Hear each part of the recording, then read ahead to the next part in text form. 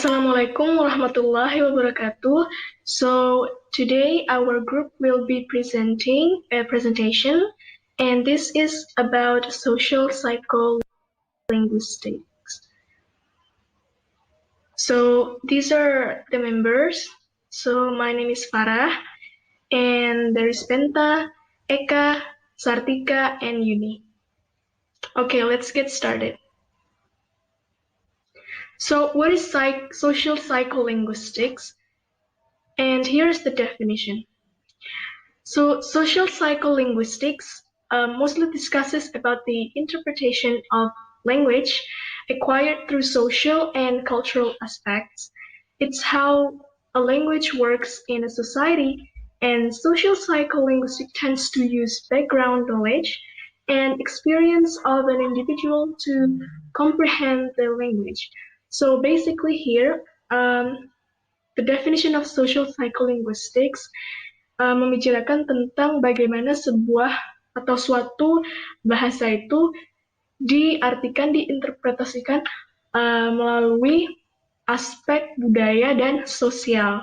Jadi, for example, if an individual lives in an environment, he or she gains the language through the experience. Jadi melalui experience-nya atau pengalaman dia sendiri, kemudian menggunakan background knowledge-nya. Jadi apa yang telah dia dapat dari the environment in which he or she lives. And then the next explanation will be explained by my friends.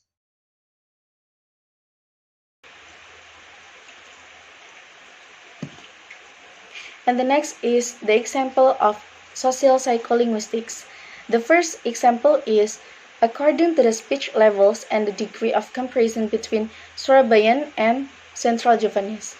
Surabayan Javanese sounds impolite to Central Javanese speakers, whereas low-level Central Javanese sounds polite to Surabayan Javanese speakers. For the example, Surabayan say in bahasa re kon gak manganta. The language sounds harsh, but it is common when both people from Surabaya speak. While the Javanese say in bahasa cah kowe ra podo maem ta. The sentence sounds polite when heard from outside the region. And the second example is choice of words and sentences when speaking to another person, especially the elders. For the example, granting for a permission. May I use the restroom, please? Instead of, can I go to the bathroom? The first sentence is more appropriate for talking to an older person than the second sentence. The second sentence can be used to speak to people who are same with our age or below in our age. The third example is the tone of speech, such as high or low tone of voice and the construction of sentences play a big role in the social aspects of language. For example, the sentence in bahasa dasar gila. This sentence can mean insult, but can also mean admiration, depending on how we pronounce it.